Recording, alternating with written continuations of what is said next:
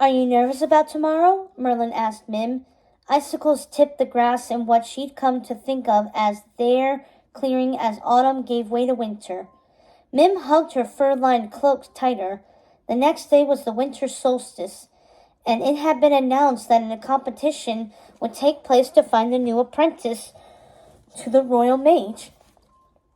King Uther Pendragon himself would be journeying to the Hidden Isle to judge it. This was the opportunity of a lifetime, a chance to leave the village of Garnard far behind. No, Mim declared imperiously. In truth, the announcement had taken the entire Lyceum by surprise after the last apprentice resigned without warning. Mim had expected to have several more years to train for a mage's duel. Merlin canted his head. Liar, he said, your cheeks are pink. Because it's freezing. Brrr, she huffed, and Merlin laughed. Impulsively, Mim reached a hand to his face. Your cheeks are even pinker than mine, she told him. The soft hairs along his jawline tickled her palm. Although Mim was determined to prove she was the most talented wielder of earth magic among her peers, she couldn't help but be distracted during their training sessions. Mim was about to remove her hand when Merlin leaned into her touch. Their eyes met and she saw a tenderness in his that she didn't dare believe. Are you sad about tomorrow? She asked. The 1-year anniversary? You remembered, he said, words roughened. Of course, Merlin. I dreamt of my mother last night. You would have liked her, Mim. She was funny and clever, and she had a kind heart, like you. Mim felt hers thundering in her chest. I wish I'd met your mother, she said in a quiet voice. Me too. Merlin gestured at the hood of her cloak, and Mim lowered it. You should wear your hair down, he said. The lavender is radiant.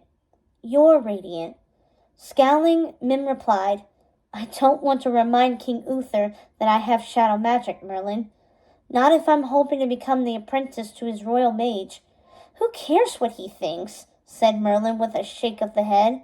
She dropped her hand from his jaw. He didn't understand. He was still the son of a princess. He's a king, Merlin, and I do. Well, I don't, Merlin shrugged. I'm only competing tomorrow because Taliesin is adamant I take part.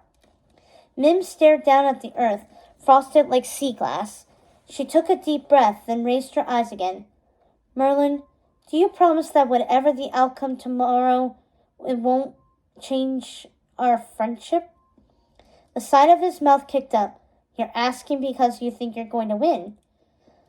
When Mim's brow creased, he said, I think you'll win too, but it won't change how I feel about you.